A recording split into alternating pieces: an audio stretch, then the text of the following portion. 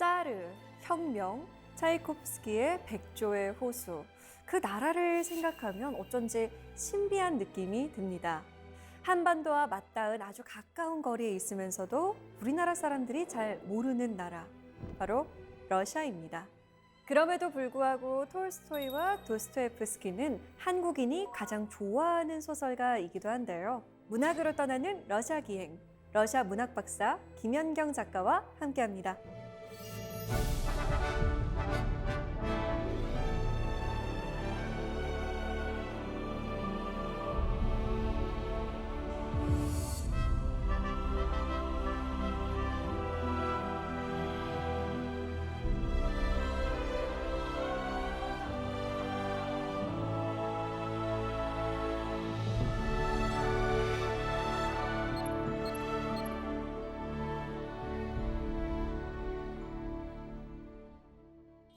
안녕하세요, 작가님. 네, 러시아 문학을 전공하고 러시아에서 유학하고 또 도스토옙스키의 대표작들을 번역하셨어요. 이렇게 러시아 문학에 매료된 이유가 굉장히 궁금합니다. 저는 원래 그 중고등학교 때부터 문학을 하고 싶었는데 네. 그 많은 문학 중에서 하필 또 러시아 문학을 이제 고르게 된 것은 러시아 문학만이 갖고 있는 어떤 매력이 제가 보기에는 비루함이에요. 비루함. 비루함. 네, 우리 삶의 비루함, 옹색함 이런 것들을 러시아 문학이 이렇게 담고 있고 네. 영미 문학에 있는 세련됨, 프랑스 문학에 그런 세련됨 그런 네. 게 없어요. 그다음에 이제 독일 문학식의 엄숙함, 진지함 그런 게 러시아 문학에도 물론 있지만 그거를 다른 식으로 풀어가는데 그런 것들이 굉장히 마음에 들었고 네. 어릴 때 이제 도스옙스키, 톨스토이, 체홉 이런 대표 작가들 중고등학교 때 읽고서 국문과를 가지 않고 논문과를 가서 이걸 조금 더 공부를 해보고 싶다. 네. 그리고 우리나라에는 그때 잘 안 알려진 문학이었어요. 러시아 문학이. 소련이니까. 네. 그래서 또 더 해보고 싶었던 그런 게 있었던 것 같아요.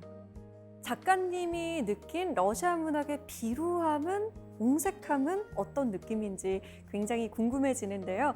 집에서 즐기는 러시아 문학 기행 지금 떠나보겠습니다. 오늘 강연 잘 부탁드립니다.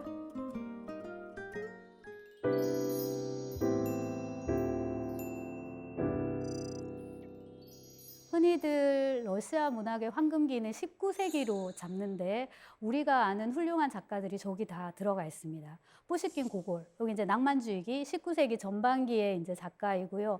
그들의 뒤를 이어서 투르게네프, 도스토옙스키, 톨스토이 이런 걸출한 작가들이 나오게 됩니다. 요 세 명의 작가를 묶어서 트로이카, 삼두마차라고 이제 부르기도 했고, 자, 그 중에서도 역시나 가장 많이 사랑받는 이제 도스토옙스키를 얘기를 하겠습니다.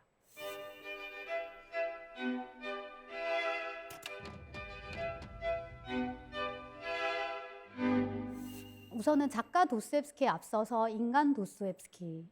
도스토옙스키는 어떤 사람이었나인데요. 추상화를 보시면은 이제 저것은 페로프라는 화가가 그린 유명한 이제 추상화인데요. 그 도스토옙스키가 얼굴이 좀 동양적인 데가 있습니다. 그 러시아인들 자체가 그래요. 몽골의 지배를 오래 받았고 다민족 국가이기 때문에 톨스토이도 그런데요. 보시면은 이 이마도 되게 넓고 그다음에 광대가 두드러져요. 근데 이제 저 사진에서 잘 포착을 한 것 같은데 그게 그늘이나 이런 음영 처리가 잘 돼가지고 얼굴이 굉장히 깊이 있어 보입니다. 근데 이런 거 역시나 도스토옙스키 작품을 통해서 우리가 얻는 일종의 좋은 선입견 그런 거의 산물일 것 같고요. 자세도 자세이거니와 시선의 방향이 정면을 보지 않고 이렇게 약간 비스듬히 어딘가를 응시하고 있어서 이 속세의 삶을 다루지만 동시에 어떤 저 세계에 대한 인식을 끊임없이 소설에다 넣어두는 그리고 제가 조금 교조적으로 표현을 하자면은 신을 믿으라는 소설은 아니에요. 도스토옙스키의 소설 속에 신이 들어있지는 않지만 우리를 신으로 이끄는 소설 이런 표현을 씁니다. 그런 선입견 아마 때문이기도 할 것 같은데요. 초상화의 이제 느낌이 좋단 말이죠. 근데 원래는 어떻게 태어났는지 자 아버지와 어머니 사진을 가져왔습니다. 아버지는 그 의사였는데 이게 19세기이기 때문에 신분제가 있었습니다. 귀족이 있고 평민이 있고 이제 밑에 더 천민이 있는데요. 도스토옙스키는 말하자면 귀족하고 평민 사이입니다. 그 사이에 존재하는 많은 다양한 계급들을 묶어서 저희가 잡계급이라는 이제 표현을 쓰는데 의사도 그 중에 하나입니다. 말하자면 이제 중인 계급인 거죠. 이제 저 경우에는 자산이 없는 거잖아요. 오로지 자기의 노동으로 먹고 살아야 됩니다. 아버님이 굉장히 근면성실했고 저런 많은 부모들이 그러하듯이 자식 교육에 굉장히 열을 올리게 됩니다. 그 과정에서 도스옙스키와 갈등이 조금 있을 수가 당연히 있었을 것 같고요. 그런 일종의 방어 기제로 어머니는 많이 상냥하시고 이렇게 보듬어 주시고 책도 많이 읽어 주시고 또 감수성이 풍부하시고 이제 그랬다고 합니다. 아버님께서 아무래도 성격이 조금 괄괄하다 보니까 그 조그만 영지를 하나 이제 샀었는데 거기에 농노들에게 폭력을 행사했다는 얘기가 있어요. 그 바람에 농노들한테 피살당했다라는 이야기가 있죠. 사실 여부는 완벽하게 확인이 되지 않았지만 우리가 이번 시간에 다룰 이 까라마조프가의 형제들이 결과적으로 그런 주제를 다루고 있기 때문에 그 사실도 조금 염두에 둘 필요는 있을 것 같습니다. 왼쪽 사진이 도스옙스키의 생가입니다. 엄밀하게 말하면 생가가 아니라 도스옙스키의 아버지가 근무를 했던 빈민구제 병원입니다. 근데 제가 유학 시절에 저기를 가봤는데요.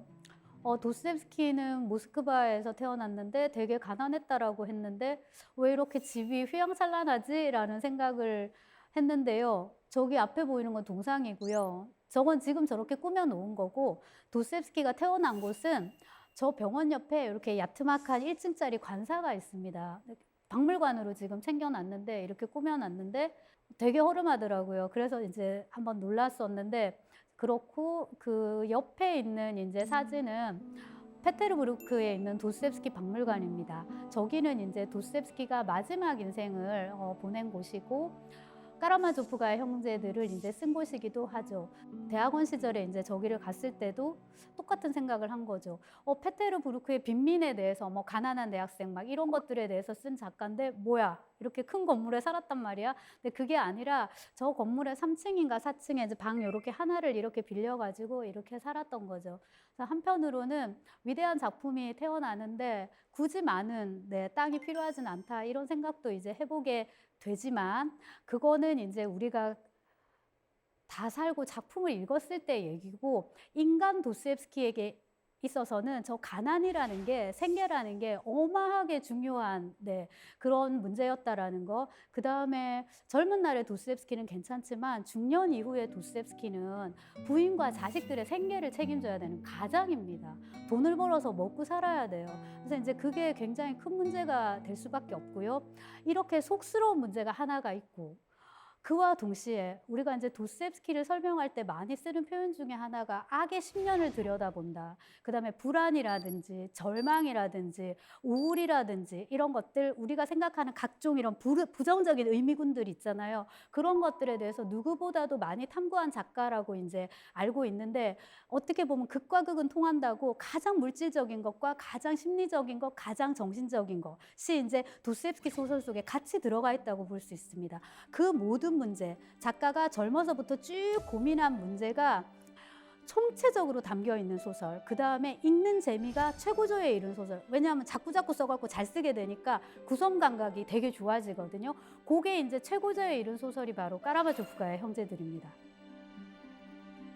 자, 도스옙스키 하면 우리가 절대 빼먹을 수 없는 게 요 대목인데요. 말씀드렸듯이 출신 성분이 귀족이 아니었기 때문에 이 문학이라는 게 밥벌이의 대상이 될 수밖에 없는 거죠. 근데 이제 도스옙스키는 전공이 그 건축학입니다. 그리고 이제 졸업하고 나서는 공병이 되는데요. 공병국에 편입이 됩니다. 그러니까 공무원인 거죠. 그죠? 근데 그렇게 하다가 이거는 좀 맞지 않다. 나는 진짜 문학을 해야 되겠다 하고 이제 나오게 됩니다. 근데 그때부터 가장 문제가 되는 것이 바로 이거란 말이죠. 그래서 도스옙스키는 일찌감치 선언을 하게 됩니다. 나는 문학가 프로레타리아다. 누군가가 내 작품을, 내 소설을 원한다면 먼저 나의 생활을 보장해 줘야 된다. 간단히 표현하면 먼저 원고료를 줘. 선인세를 지급해. 그러면 내가 소설을 줄게. 였습니다. 근데 당시 이제 톨스토이나 뚜르게네프 같은 작가는 귀족이었기 때문에 이거를 걱정하지 않아도 되는 거예요. 근데 이거에 대해서 도스옙스키가 굉장히 열등감을 느꼈을 법 하잖아요. 동시대 다른 작가들은 굉장히 우아하게 소설을 쓰는데 자기는 이제 그러니까. 근데 그럼에도 불구하고 굴하지 않고 저렇게 당당하게 소설을 업으로 만들었다. 소설 쓰기라는 거를 하나의 직업으로 만들었다. 이렇게 이제 표현을 하는 것이죠. 근데 결과적으로 소설을 잘 썼기 때문에 이제 그게 또 말이 되기도 합니다.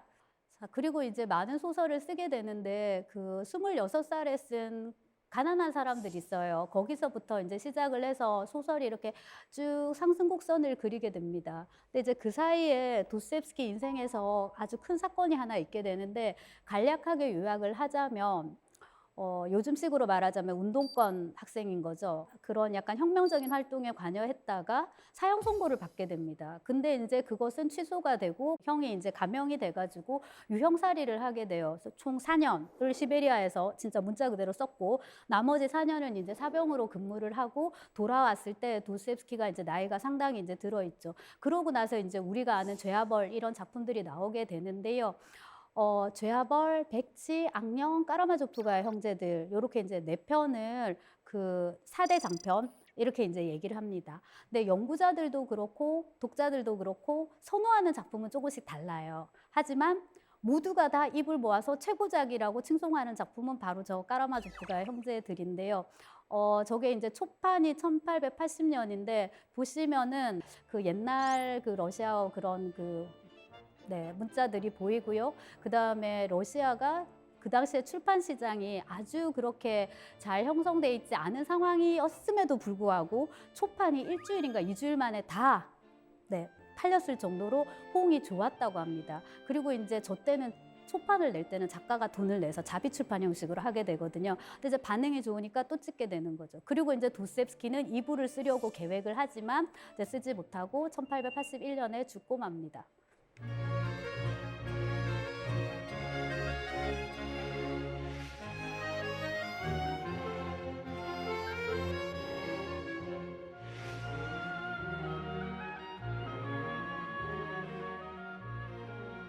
소설의 내용을 제가 이렇게 간단하게 요약을 해봤는데 까라마조프가의 형제들은 뭐 하는 소설이냐. 저거는 아들들이 공이 아버지를 죽이는 소설 혹은 아버지를 죽이려고 하는 소설 나아가서 아버지를 죽인 소설 이제 이렇게 요약할 텐데요. 그래서 네 글자로 이제 친부 사례 좀 두 자로 줄여갖고 우리가 살보 이렇게 얘기를 하기도 하는데 플로상에서의 아비 아버지를 정치적인 차원으로 해석을 하면 황제가 될 수 있고요. 짜르가 될 수 있고요. 그걸 이제 형이상학적인 차원, 종교적인 차원으로 이월을 시키면 신이 됩니다. 그러니까 아버지를 죽인다는 저 살부라는 행위는 결국 이제 황제, 짜르를 죽이는 혁명, 그리고 이제 신이 없는 국가, 왕이 없는 국가를 만드는 거죠. 그거 그다음에 이제 신 없는 세계, 유토피아를 우리가 어떻게 만들 것인가, 무신론을 얘기하는 겁니다. 근데 이거를 이제 까라마조프가의 형제들 특히 대신문관에 나오는 이제 어휘를 쓰자면은 반역이에요. 그리고 러시아인들은 니힐리즘이라는 단어를 선호합니다. 저걸 우리말로 바꾸면 허무주의인데 니체식 허무주의 이런 거하고는 조금 달라요. 근데 그 근원을 찾자면은 러시아에 있다고도 얘기를 하는 학자도 있더라고요. 자, 이래서 살부, 친부 사례라는 그 주제가 세 가지 차원을 플롯 차원과 정치적 차원과 형이상학적인 차원을 동시에 아우르면서 아주 이제 그 광활하게 펼쳐지는 그런 소설이라고 이제 정의할 수 있겠습니다. 자, 그 다음에 그 줄거리랄까요? 우선 인물 위주로 간단하게 살펴보면은 표도르 파블로비치 까라마조프입니다. 여러분 러시아 이름 길죠? 이름, 부칭, 성 이렇습니다. 근데 표도르 나이가 55세로 돼 있는데 저때 55세면 이제 상당히 많은 이제 나이인 거예요. 근데 이제 표도르는 악독한 아버지. 자식들의 죄를 완성하기 위해서 저 소설 속에 등장하는 인물이기 때문에 최대한 악해야 되는 거예요. 온갖 추함을 다 이제 자기 몸에 다 갖고 있어야 되는 그런 인물로 설정이 돼 있습니다. 근데 초반에 죽고 더 나오지도 않아요. 근데 이제 표도르가 총 2번의 결혼을 통해서 3명의 아들을 두게 되는데요. 우선은 드미트리, 이반, 알료샤 3명을 여러분 집중해서 보시면 드미트리, 표도로비치, 까라마조프 이렇게 됩니다. 아버지가 표도르니까 표도로비치 이렇게 부칭해 내려오는데 여기는 이제 28살에 아주 건강하고 튼튼한 군인으로 장교로 이렇게 나오고요. 이반, 이제 표도로비치, 까라마조프 이렇게 되겠죠. 이쪽은 이제 24살에 이제 청년으로 나오는데요. 여기는 이제 대학도 졸업하고 굉장히 똑똑하고 신학이나 이런 것에 대한 논문을 발표한 적도 있고 그래서 이제 지성을 대변하는 그런 인물. 드미트리가 대변하는 감성에 맞서서 일종의 지성입니다. 근데 이 두 가지만 있어도 되는데 도스토옙스키는 3번째 항을 설정을 해요. 그게 바로 알료샤입니다. 자, 알료샤는 지금 20살인 걸로 이렇게 나오는데요. 이름이 알렉세이 표도로비치 까라마조프예요. 근데 왜 제가 알료샤라고 썼을까요? 그러니까 이게 연구자도 알료샤를 더 선호하고 소설 속을 봐도 알료샤라고 많이 불립니다. 알료샤는 애칭이에요. 근데 이 이름에서 이미 작가가 인물에 대해서 갖고 있는 태도가 드러나는 거죠. 드미트리도 미자라는 애칭으로 자주 불립니다. 그만큼 이제 작가도 예뻐하고 귀여워하고 사랑하는 인물인 거고요. 이방 같은 경우는 이제 이데올로기의 축을 담당해야 되기 때문에 조금 역할이 다릅니다. 자, 그리고 이제 알료샤가 담당하는 일종의 그 주제의 축이라고 할 수 있는 게 영성입니다. 영성. 옛날에는 신성이라는 표현을 쓰기도 했는데요. 저는 이제 드미트리의 감성과 이반의 지성과 알료샤의 영성 이렇게 이제 정의하기를 좋아합니다. 그래서 이렇게 세 명의 인물이 아들이 자기들의 플롯을 갖고 있어요. 동시에 자기들의 고백이 있습니다. 그래서 어떤 의미에서 까라마조프가의 형제들은 거대한 고백록이라고 할 수도 있을 것 같아요. 그러면 저 중간에 있는 스메자코프는 뭐냐? 보통의 이제 연구자들이 다 빼먹는데요. 저는 저기다 당당하게 넣었습니다. 이게 소설을 반복해서 읽다 보면은 스메르자코프가 이반보다 조금 빨리 태어났어요. 그러니까 저기는 이제 표도르가 굉장히 방탕하게 살던 시절에 저 동네에서 이렇게 약간 떠돌아다니다시피 하는 그 백치 여성을 요즘으로 치자면 이제 발달장애인이 될 텐데요. 이렇게 이제 강제로 범해가지고 낳은 일종의 사생아입니다. 근데 표도르 집에 들어와서 이제 살게 되고 표도르가 키우고 하인이 키우죠. 하인이 키우고 자라고 보니까 요리를 잘하니까 이제 그런 식으로 말하자면 이용되는 인물인데요. 나중에 결과적으로 아버지를 죽이는 소임을 이제 다하게 됩니다. 자, 요렇게 이제 까라마조프가의 형제들입니다. 드미트리의 모험과 순환, 또 에피퍼니 제가 이렇게 넣어놨는데 드미트리의 애칭은 미자입니다. 근데 드미트리를 우리가 쭉 따라가면은 이 소설의 줄거리를 훑어볼 수가 있어요. 작가님, 근데 에피퍼니가 뭔가요? 네, 저거 영어 단어인데 네. 뜻 자체는 신의 뜻이 우리의 눈앞에 현현한다. 그래서 가장 적합한 여건은 현현이 될 겁니다. 근데 저게 종교적 뉘앙스가 강해서 네. 우리는 이제 전통적으로 불교, 유교 국가니까요. 법열? 그런 식으로 어떤 종교적 환희, 황홀경 이런 걸로 근데 종교적인 그런 걸로 이해할 수도 있을 것 같은데요. 제가 여기 그 드미트리가의 요 아들들을 에피퍼니라는 키워드로 말하자면 읽어가는 이유 중에 하나가 이런 건데 까라마조프가의 형제들을 어떤 관점에서 보면은 이 각각의 주인공들의 고백의 모음으로 볼 수 있어요. 근데 드미트리의 엄마가 생모가 유산을 남겼단 말이에요. 그걸 아버지가 관리해 왔어요. 드미트리는 지금 이거를 받아야 돼요. 근데 한 푼도 안 남았다고 이제 표도르가 오리발을 내미는 거죠. 그래서 이제 둘이 이제 굉장히 싸움이 격화돼 있는 중에 표도르가 요즘으로 치자면 사업가란 말이에요. 부동산도 되게 많이 하고 좀 말하자면 강남 같은 데 술집도 많고 막 이런 인물이란 말이에요. 근데 그 돈을 받으려고 애쓰던 중에 아버지가 눈독을 들인 아버지의 지금 사업 동업자가 있어요. 그녀가 바로 그루셴카라는 이제 이름을 가지고 있는 아주 당찬 여성인데 이 여자를 때려주러 갔는데 보고서 그만 반해버린 거예요. 그래서 이제 이야기가 아버지와 돈 갈등이었는데 여자 갈등까지 이제 같이 가게 됩니다. 자, 그 다음에 두 번째 보면은 제가 동생과의 여자 갈등, 그 여자 싸움이라고 이제 조금 격하게 표현을 이제 썼는데요. 그 동생 이반이 같이 이렇게 모스크바에 있을 때 이게 드미트리가 자기도 모르게 이반을 이제 엮어주게 되는데 원래는 까체리나가 드미트리의 약혼녀입니다. 근데 까체리나가 형 문제 때문에 이반을 만나면서 둘이가 말하자면 서로 호감을 느껴버려요. 그래서 의도하든 의도하지 않든 그 까체리나라는 여자를 사이에 두고 형하고 동생이 이렇게 나를 세우는 그런 관계가 된 거예요. 근데 이미 사실상 게임은 끝난 상태예요. 드미트리는 그루셴카를 사랑하게 돼버렸고 이반은 까체리나를 사랑하게 돼버렸어요. 근데 이제 이 인물들이 다 혈연 관계로 얽혀 있다 보니까 이 문제가 쉽게 해결되지 않는 거죠. 우리가 도스토옙스키의 까라마조프가의 형제들 하면 굉장히 무거운 소설로 일단 생각을 하잖아요. 막 신이니 죄와벌이니 구원이니 불멸이니 이런 걸 생각하는데 일단 소설의 줄거리를 놓고 보면은 돈, 여자 이런 거라는 거죠. 근데 그게 사실은 굉장히 중요하다는 거. 왜냐하면 소설 일단 재미가 있거든요. 그리고 이 주제야말로 굉장히 보편적이기 때문에 그런 것 같습니다. 자, 그래서 드미트리는 어떤 인간인가 굉장히 단순 소박하고 어떤 러시아식의 즉흥성 이런 거를 이제 대변하는 인물이고요. 우리식으로 말하면 호연직이에요. 사내란 말이지, 모름지기. 뭐 이런 거죠. 그걸 러시아어로 풀면은 체스트란 단어가 있는데 명예입니다, 명예. 사내란 모름지기, 명예를 이런 거거든요. 그래서 이제 여자가 돈을 쓰게 하면 안 돼. 아무리 그루셴카가 돈이 많아도 나는 그루셴카 돈은 한 푼도 쓰지 않겠어. 아버지한테 3천 루블을 받아가지고 만약에 그루셴카가 나한테 사인을 보내면 그루셴카랑 같이 가서 살림을 차릴 거야. 이런 건데 제가 그 세계관을 미 앞에 경배, 모순 앞에 경배 이렇게 이제 얘기를 했는데 드미트리는 이 세상에 여러 모순되는 것 그것들을 해석하려고 하지 않아요. 그게 뒤에 나오는 이반하고의 가장 큰 차이입니다. 너무 머리가 아파. 이거를 어떡하지? 어떻게 사람이 이렇게 방탕하면서도 동시에 이렇게 순결할 수가 있는 거지?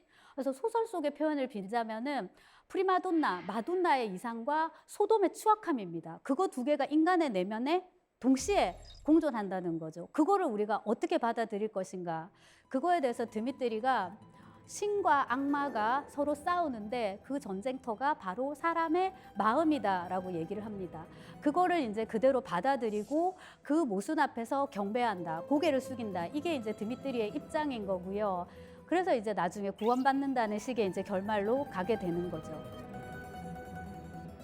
자, 그 다음에 이제 드미트리 에피펀인데 드미트리가 결국에는 아버지를 죽이지 않았는데 아버지를 죽였다는 누명을 쓰게 됩니다. 그래서 이 대목이 중요한 게 까라마조프를 여러 관점에서 읽을 수 있지만은 우리가 사회학적 관점에서 읽는다면은 이 소설은 실패한 재판, 오판에 대한 얘기예요. 왜냐하면 드미트리는 아버지를 죽이지 않았단 말이에요. 근데 드미트리가 그동안 행했던 못된 짓거리들이 있잖아요. 하지만 아버지를 죽인 것에 대해서는 자긴 정말 잘못이 없다고 얘기를 해도 이 정보가 있기 때문에 결국 이제 누명을 쓰게 되고 그다음에 당시 러시아의 재판 제도가 배심원 제도입니다. 이거에 대한 도스토옙스키의 생각을 엿볼 수 있어요. 그거보다 더 근본적인 건 뭐냐? 인간이 인간을 심판한다라는 것에 대한 그 도스토옙스키의 생각입니다. 그거 자체는 아예 불가능하다라는 거. 심판의 최종은 어디로 가야 된다? 더 높은 신급, 신에게로 이월시켜야 된다. 이제 이런 거거든요. 그래서 죄와 벌에 대한 도스토옙스키 나름의 생각이 드미트리의 꿈속에서 표현이 됩니다. 그게 바로 제가 저렇게 요약을 했는데 모든 사람은 모든 것에 대해서 모든 사람 앞에서 유죄다라는 거를 이제 드미트리가 꿈을 통해서 체험하게 돼요. 꿈속에서 드미트리가 이제 군인인데요. 마차를 타고 어느 마을을 지나가게 됩니다. 근데 그 마을이 화마가 휩쓸고 갔어요. 그 마을을. 그리고 이제 모든 사람들이 다 밖에 나와가지고 있는데 날씨가 추워가지고 막 다들 벌벌 떨고 있어요. 막 장갑도 없고 그렇거든요. 근데 갓난아이가 엄마 품에 막 안겨갖고 막 울고 있어요. 그 꿈속의 드미트리가 저 아이가 왜 저렇게 우느냐. 배가 고파서 운다. 아니 그러면 엄마가 젖을 주면 되지. 그 엄마도 굶어가지고 지금 젖을 줄 수가 없다. 근데 그거를 보고서 너무 마음 아파하는 거예요, 드미트리가. 그리고 이제 그 꿈에서 깨고 나서 그렇게 얘기를 하죠. 세상에 저렇게 배가 고파서 울부짖는 아이들이 없도록, 세상에 저렇게 굶주린 사람들이 없도록 내가 십자가를 짊어지겠다라는 이제 건데요. 과연 이제 그 십자가를 드미트리가 짊어질 수 있는지 그것도 이제 소설을 끝까지 읽으면은 흥미진진한 답이 나옵니다.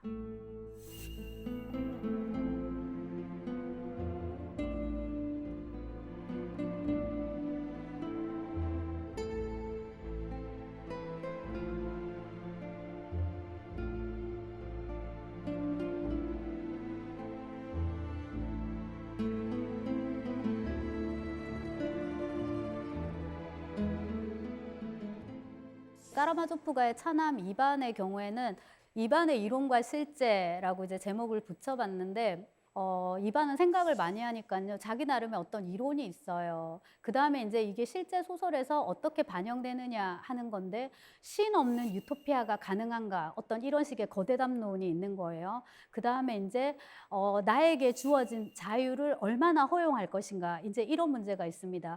이거를 이제 소설 플롯으로 이제 적용을 시켜버리면 저렇게 사악한 아버지를 죽일 권리가 나한테 있느냐예요. 그 다음에 아버지를 죽이고 나서 그 죄를 네가 감당할 수 있느냐라는 식의 이제 물음입니다.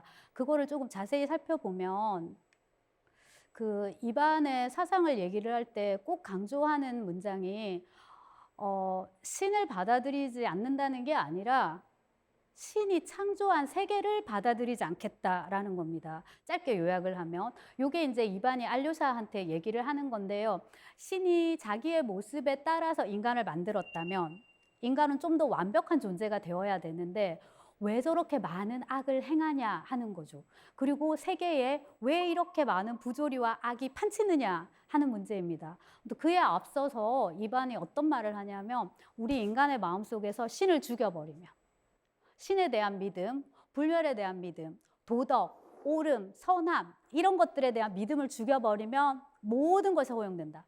그래서 이걸 줄여가지고 모든 것이 허용된다라는 사상 이렇게도 표현을 하거든요. 근데 이제 이거를 이론적으로 더 끝까지 밀고 간 게 작품 속에서 대신문관이고요. 이거를 현실 차원에 이제 적용을 시킨 게 바로 아버지 죽이기 살부입니다.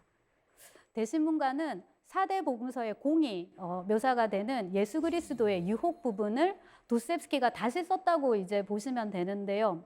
16세기 말 이 세빌리아를 이제 이렇게 배경으로 하고 있는데 그때 이제 어떤 인물이 나타나는 거죠. 근데 그가 그리스도인 걸로 이렇게 설정이 돼요. 근데 추기경, 그러니까 대신문관인데 그는 이제 이 그리스도로 추정되는 인물을 물론 감옥에다 가둡니다. 그리고 이제 밤에 찾아가가지고 그와 대화 아닌 대화를 나누게 됩니다. 대신문관 혼자 떠들어요. 네, 그리스도로 추정되는 인물은 가만히 있고 여기서 이제 대신문관의 내용의 줄을 이루는 것이 사대 복음서의 공이 다 이제 묘사가 되는 그리스도의 유혹 부분입니다.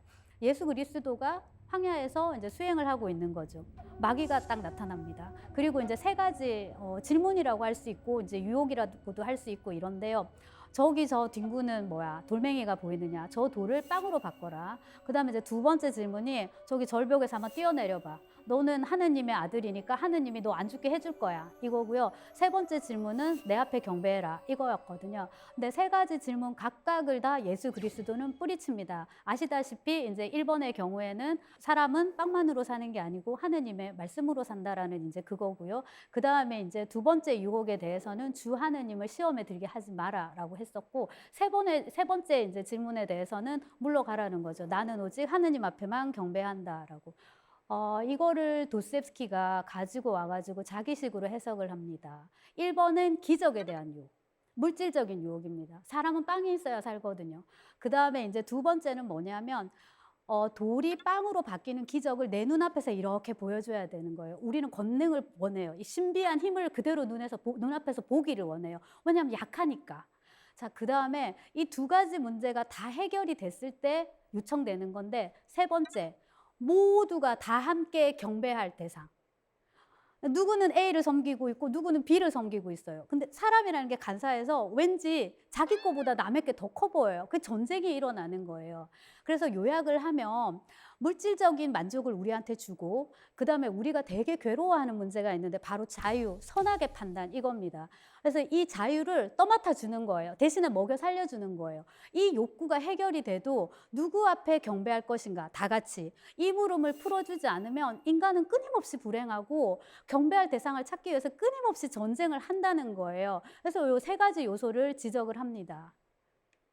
자, 이렇게 이제 얘기가 쭉 진행이 되다가 마지막에 이제 대신문관이 너는 근데 왜 왔느냐? 우리가 저 원칙에 따라서 지금 우리만의 유토피아를 만들었는데 근데 이게 이른바 이제 디스토피아가 되는 거죠. 이거를 만들었는데 너가 지금 왜 와서 우리를 회방하느냐? 이런 식으로 이제 말을 하는 거죠. 너는 인간이 조금 더 위대해가지고 자유로운 믿음에 따라서 너를 믿는 것을 원했겠지만 사실 인간이란 나약하고 악독한 존재다 이런 식인 거죠. 자, 그러고 나서 뭐든지 좋으니까 한마디만이라도 해봐라 라고 얘기를 합니다. 근데 지금까지 그리스도는 단 한마디도 하지 않고 있어요. 그리고 맨 마지막에 그 대신문관의 기나긴 말에 대한 답이랍시고 이제 내놓는 게 조용히 일어나가지고 대신문관의 핏기 없는 입술에 90살입니다. 90살 먹은 핏기 없는 입술에 입을 맞춘다라고 이제 이렇게 돼 있죠. 그리고 이제 저 문장입니다. 입맞춤은 노인의 가슴 속에서 불타오르고 있지만 그래도 그는 여전히 예전의 이념을 고수한다라고. 그래서 저 부분이 굉장히 중요한 것이 심리적인 차원에서의 화해는 가능한 거예요. 입맞춤이에요. 이 노인은 대신문관이거든요. 그리스도의 그 뭐랄까 일종의 화해의 손길이랄까 용서랄까 이런 거에 어느 정도 그거에 공감을 해요. 하지만 이데올로기를 포기할 수는 없는 거예요. 자기의 사상, 이념을 포기할 수는 없는 거예요. 그래서 요거를 우리가 이제 당연히 이반의 유비로 이렇게 볼 수 있겠습니다. 이론에서는 이랬는데 실제로 아버지가 죽었다. 자, 이반이 아버지를 죽였습니까? 라고 이제 제가 여러분한테 물어볼 수 있겠죠. 미필적 고의. 그러니까 내가 적극적으로 그 범행을 행하진 않았지만 일어나도록 그냥 방치한 그런 혐의인 거죠. 그 다음에 부작위의 죄. 뭐를 하지 않았기 때문에 생기는 죄입니다. 작위가 아니라 부작위의 죄. 이런 식으로 자기가 떠나면 드미트리가 아버지를 죽일 수 있다는 걸 알면서도 모스크바로 떠나버린 죄. 이 정도로 물어볼 수 있겠지만 이 죄를 가지고 형사상의 처벌을 받는 것은 불가능해 보인단 말이죠. 그런데 왜 이반은 자기가 아버지를 죽였다, 적어도 죽이는데 동참했다라고 생각할까라는 물음을 던져볼 수 있을 것 같습니다.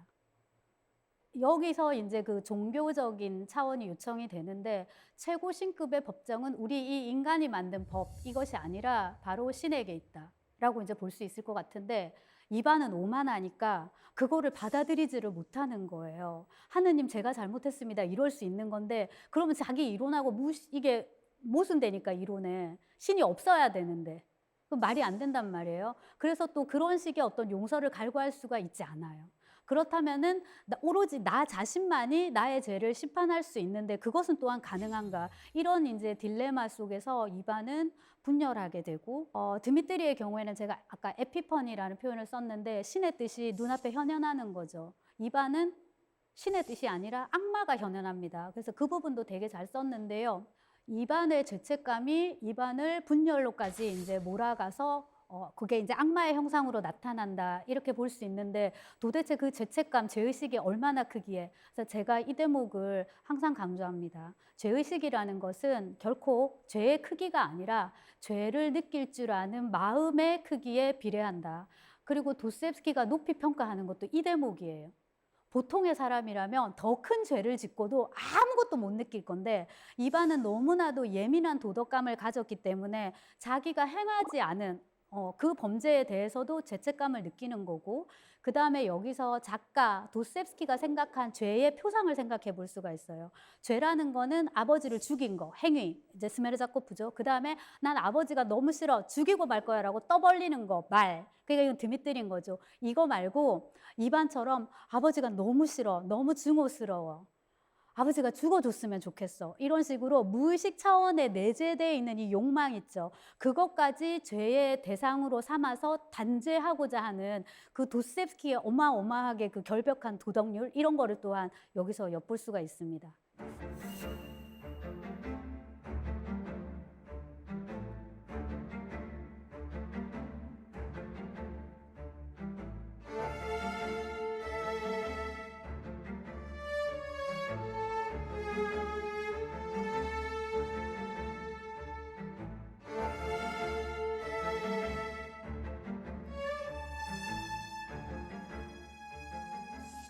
알료샤를 살펴보겠습니다. 알료샤는 정말로 에피퍼니라는 말이 딱 맞는 이제 인물인데요.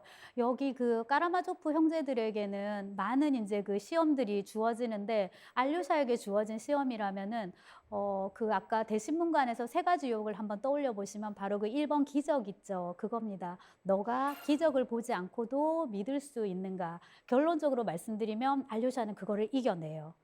네, 제가 두 가지를 이제 가지고 왔는데요.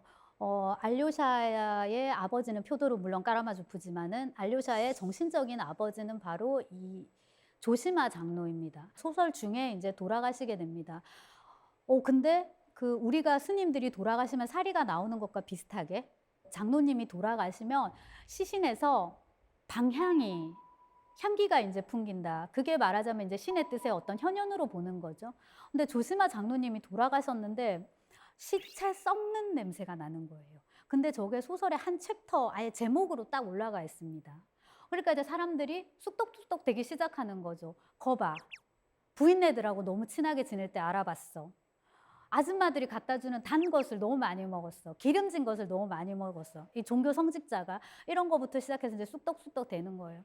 근데 어린 알료샤가 너무 마음이 아픈 거예요. 자기가 그렇게 존경하고 사랑하는 장로님이 그 보상을 받아도 못할 때 저런 치욕에 노출이 되다니 그게 이제 너무 괴로워가지고 알료샤가 이제 바깥으로 나가게 됩니다. 락기진 따라서 바깥으로 나가는데 그때 이제 그루셴카를 만나게 되는데요. 그루셴카하고 드미트리의 갈등이 이미 있었던 거잖아요. 그래서 알료샤는 그 그루셴카가 굉장히 좀 그런 여성일 줄 안 거예요. 근데 이제 막상 가서 보니까 너무나도 상냥하고 다정다감한 누이 동생 같은 그런 느낌이더라. 이고 그 다음에 거기서 그루셴카로부터 저 양파 한 뿌리에 대한 이야기를 듣게 됩니다. 저 우화를 좋아하시는 분이 되게 많은데요. 굉장히 나쁜 아줌마가 한 명 있었어요. 당연히 나빴으니까 죽어서 지옥을 가게 됩니다. 지옥에 막 불에서 이렇게 허덕이고 있어요. 근데 수호천사가 나타나요. 이 아줌마의 할머니 혹은 아줌마의 수호천사가 나타나서 그래도 가만히 보니까 저 아줌마가 옛날에 선행을 딱 하나는 했다. 양파 한 뿌리를 적선한 적은 있다. 이 말이에요. 그래서 수호천사가 마지막으로 저 아줌마에게 이렇게 양파 한 뿌리를 이렇게 떨어뜨려서 잡고 올라오면은 그래도 불지옥에서 조금 구원해 주는 걸로 하면 어떻겠느냐라고 제안을 합니다. 자, 그래서 그렇게 한번 해봐요. 그래서 양파 한 뿌리 이렇게 떨어뜨렸는데 아줌마가 여기서도 욕심을 너무 많이 부리셔가지고 양파를 잡고 올라가는데 다른 사람들이 나도 가자 이렇게 막 붙으니까 같이 가자 했으면 되는데 이렇게 막 발로 차고 나만 살 거야 이렇게 하는 바람에 뚝 끊어져 버려요. 그래서 다시 지옥으로 가게 되는데 그루셴카가 그 말을 합니다. 나는 정말 나쁜 여자지만 정말 세상에 잘한 게 하나도 없지만 그래도 나도 살아오면서 양파 한 뿌리 정도는 적선한 적이 있다. 이런 표현을 씁니다. 그래서 이제 저게 우리가 인간으로서의 자존감을 지킬 수 있는 어떤 유일한 선행, 도덕감 이런 걸로 이제 보시면 될 것 같아요. 그 얘기에 굉장히 감화됩니다. 알료샤가. 그리고 다시 이제 수도원으로 돌아가는데요. 가보니까 냄새가 더 많이 나요. 그래서 파이시 신부가 이렇게 독경을 하다가 너무 냄새가 나서 창문을 막 열어둔 거예요. 근데 사실 생각해보면은 장로님이 돌아가신 게 여름이어가지고 시신이 빨리 부패되는 건 어떻게 보면 굉장히 당연한 건데 인간의 유혹, 아까 그 대신문관에서 얘기하는 이제 그런 거를 거기서 이제 한번 강조를 하는 거고요. 원론적으로 얘기를 하자면은 사람이 죽어서 시체가 썩는 것이랑 하나님의 뜻이 이러저러하게 현현되는 거, 뭔가 옳고 그른 것은 아무런 상관관계가 없는데 인간은 이렇게 나약하고 악덕할 수 있다라는 거예요. 그래서 눈앞에 그 기적을 보여주지 않아도 너는 믿을 수 있겠냐 이거인데 알료샤가 파이시 신부 앞에 이렇게 옆에 딱 나란히 앉아갖고 기도를 하다가 자연스럽게 잠이 들어요. 꿈을 꾸는데 그 꿈 속에서 역시나 이제 그 성경에 나오는 부분인데 갈릴레아 가나의 혼인 잔치입니다. 저 잔치에서 그 예수 그리스도가 물이 포도주로 바뀌고 하는 기적을 맨 처음 행하셨다고 이제 그렇게 하더라고요. 근데 저 꿈에서 알료샤는 조시마 장로님을 만나요.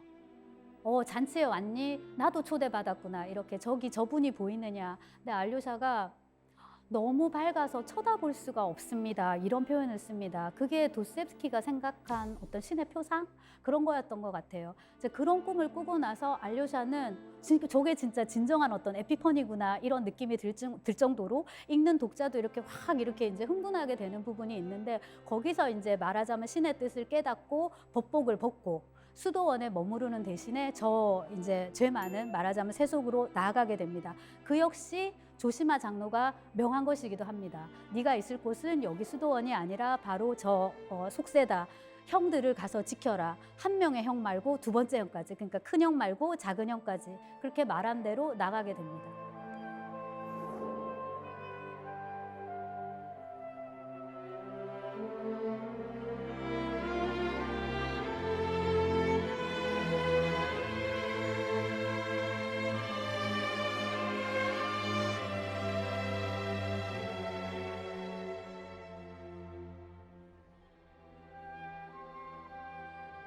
소설을 맨 처음으로 돌리면은 이제 바로 이 헌사가 나옵니다. 안나 그리고리에브나 도스옙스카야에게 바친다. 안나는 누구냐 하면은 24살 연하라고 우리가 알고 있는데 도스옙스키의 두 번째 부인입니다. 직업이 속기사였고요. 그래서 이제 도스옙스키가 마감에 임박해서 도박자라는 제목의 작품이 있습니다. 그거를 막 받아 써야 되니까 속기사를 고용을 했는데 그때 이제 두 사람이 서로의 호감을 느끼고 이제 결혼을 하게 되고요. 그리고 우리가 보통 이제 천재 작가라고 떠올릴 때 항상 그 옆에서 내조하는 사람이 필요하잖아요. 그 역할을 아주 톡톡히 해낸 그런 부인입니다. 그래서 안나하고의 사이에 이제 아이들이 있었는데 2명은 죽고 2명이 살아요. 그래서 이제 그 가족 사진을 보면 도스옙스키가 죽고 나서 안나가 서 있고 아들 하나, 딸 하나 이제 이렇게 서 있는 사진이 있죠. 그래서 까라마조프가의 형제들을 여러 관점에서 읽을 수 있겠지만 아버지 도스옙스키가 썼다, 아내에게 바치는 책이다, 이렇게 우리가 이제 읽어보면 결국 이것은 다름 아닌 자기의 2아이가 살아갈 미래에 바치는 책인 거예요. 근데 이런 식의 가족 소설이 많은데 보통은 제목을 무슨 가의 사람들 이렇게 많이 짓거든요. 티보가의 사람들 이런 식으로, 부덴브로크가의 사람들 이렇게 많이 짓는데 도스옙스키 같은 경우에는 까라마조프가의 형제들 이렇게 썼단 말이에요. 그렇게 이제 썼을 때는 작가 나름의 이제 고민이 있었을 텐데, 우선은 아버지보다는 아들 세대, 자식 세대, 그러니까 과거보다는 현재와 미래에 대한 작가 나름의 어떤 예찬이라고 볼 수 있을 것 같고요. 그러면 그냥 아이들이라고 할 수 있는데 굳이 왜 형제들이라고 했을까? 그것은 이제 제가 아까 그 알료샤의 연설과 관련해서도 말씀을 드렸지만, 도스옙스키를 통해서 우리가 엿볼 수 있는 일종의 러시아 정신인데요. 전체성, 총체성 이런 거예요. 나 혼자 행복하면 안 돼요. 다 같이 행복해야 돼요. 그래서 구원이라는 테마가 이 소설을 비롯한 도스옙스키 소설의 이제 핵심어이기도 한데, 형제들이라고 하면서 니네들은 까라마조프라는 이름 속에서 하나의 어떤 전체로 머물러라라는 그런 게 있어요. 단결하고 서로 사랑하고. 그래서 이제 그런 메시지까지 같이 주는 게 아닌가 싶고요. 그게 그 제사를 통해서 강조되는데, 이것이 이제 여러분 다 아시는 미랄에 대한 얘기입니다. 근데 한 알의 미랄이 떨어져가지고 땅에, 걔가 죽어야 돼요. 죽어야만이 많은 또 미랄을 맺을 수 있단 말이에요. 아버지의 죽음, 표도르의 그렇게 비참한 죽음을 극복할 수 있는 유일한 방법은 결과적으로 아들들이 살아가지고 아름다운 미래를 열어가는 것이라고 이제 할 수 있을 것 같고요. 그 관점에서 보자면은 까라마조프는 비단 자기들의 2아들이 아니라 앞으로 도스옙스키가 죽을 때 그 이후의 세계를 살아가는 모든 아이들, 이거 우리도 포함입니다. 우리 아이들에게 바쳐진 그 러시아 작가가 우리에게 선사한 아주 위대한 문화유산이라고 그렇게 볼 수 있을 것 같습니다.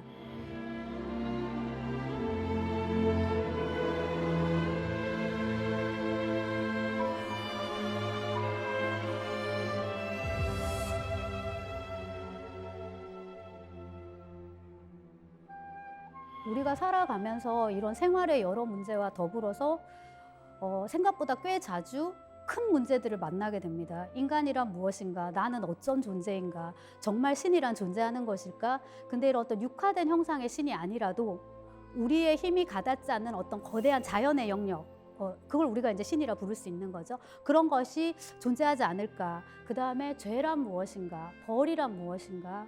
또 그걸로부터 우리가 어떻게 구원받을 수 있는가. 근데 굳이 종교라는 프레임에 얽매일 필요 없는 것 같아요. 그거하고 별개로 우리가 이런 문제를 굉장히 많이 만나게 되거든요. 근데 이런 문제에 대한 답을 누구보다도 더 많이, 더 깊게 제시한 작가가 바로 도스옙스키입니다. 그래서 여러분들이 다는 못 읽으시더라도 제와벌이나 까라마조프가의 형제들을 통해서 이런 실존적인 문제를 한 번 더 고민해 보시기를 바랍니다. 오늘 강의는 여기까지입니다. 감사합니다.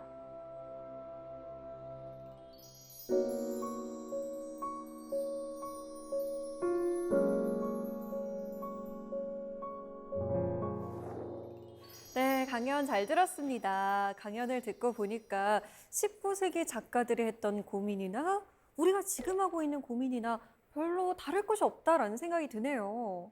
네, 그렇습니다. 굉장히 뻔한 얘기인데 그렇습니다. 그래서 보편적인 얘기를 다룬 그런 작품들이 고전으로 남으니까요. 네. 그거를 다시 한번 확인한 시간이었다고 볼 수 있을 것 같아요. 네. 사세기 공동체 여러분께서 질문을 미리 보내주셨는데요. 지금 볼까요? 먼저 한다희 씨의 질문입니다. 안녕하세요. 문학을 좋아하는 학생입니다. 해외 문학을 보면 번역가에 따라서 한 문장이라도 다양하게 해석되고 번역되더라고요. 직역하는 경우도 있고 의역하는 경우도 있는데 직역과 의역은 어떤 차이고 어떤 때 쓰이나요? 문학을 굉장히 좋아하시는 분인데요. 번역을 할 때 특별히 신경 쓰는 부분도 있으실 것 같아요. 네, 일단 번역은 기본적으로 창작이 아니다. 이건 이제 해석인데요. 그러니까 우리가 이제 번역을 하기 위해서 보통 많이들 생각하는 게 그 해당 외국어에 대한 지식이잖아요. 네. 근데 그것보다 더 중요한 건 우리말 감각이거든요. 그리고 이제 내가 번역하는 텍스트에 대한 이제 지식이죠. 단지 외국어뿐만 아니라 이제 그건데 말씀드렸듯이 해석이기 때문에 해석자가 어떤 입장을 취할지가 되게 중요한데 직역파, 직역을 조금 더 선호하시는 분들이 있고 네. 이른바 의역파. 네, 의역을 조금 더 선호하시는 분들이 있어요. 그래서 이건 이제 개성이니까 여러분들이 알아서 취사 선택하셔도 되고요. 그다음에 이제 번역하는 텍스트, 특히 이제 문학 텍스트의 경우에도 국내에 처음 소개되는 작가 작품이 있습니다. 뭐 예를 들자면 베르나르 베르베르 지금은 많이 소개됐지만 네. 그 작가를 만약에 처음에 소개를 할 때는 동시대 작가잖아요. 그렇죠. 의역을 보통은 많이 합니다. 왜냐하면 이 작가, 이 작품을 독자들하고 친하게 하는 게 우선 가장 중요하니까요. 네, 그에 반해서 이제 저는 주로 고전을 번역을 하고 또 네. 이제 러시아 문학, 도스옙스키 이렇게 한정돼 있는데요. 이 경우에는 제가 여러분들한테 도스옙스키를 굳이 알릴 필요는 없어요. 그래서 이제 저 나름의 이제 원칙이 아주 제가 직역을 고수하진 않지만 그럼에도 불구하고 저는 또 연구자로서의 그런 정체성이 있기 때문에 원본을 많이 훼손하는 건 좋아하지 않아요.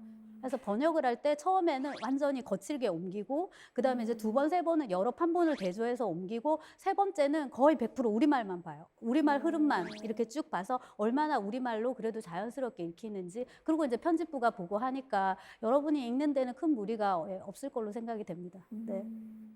자, 다음 질문 받아보겠습니다. 임수환 씨의 질문입니다. 19세기 작가 말고도 추천하고 싶은 다른 시대의 러시아 작가 또는 러시아 작품이 있다면 어떤 게 있으신가요?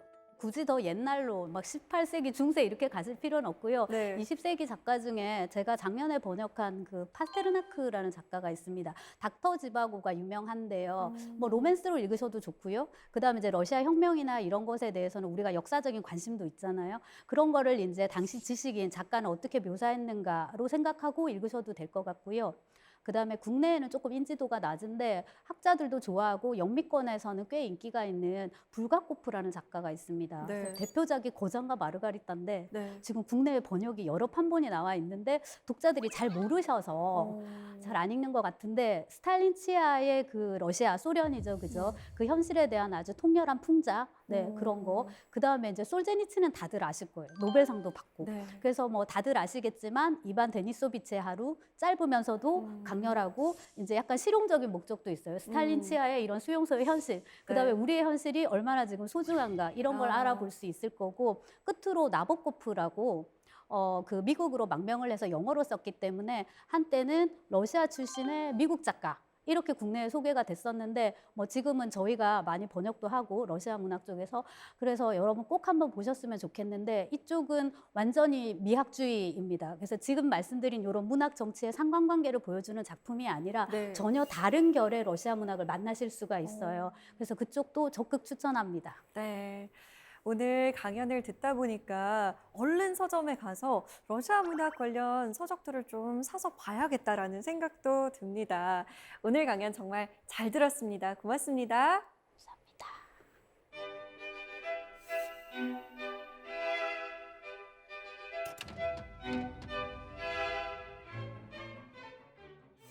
조립식 가구를 놓고 어떻게 만들어야 하나 고민하다가 사용 설명서를 펴보니까 예상외로 방법이 쉬워 보입니다.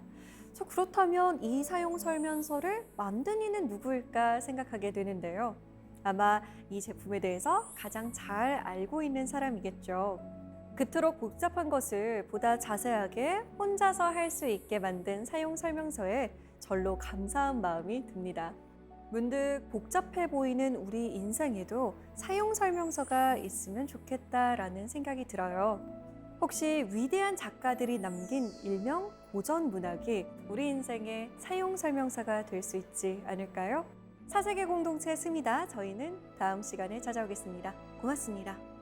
From Russia with love, I fly to you, much wiser since my goodbye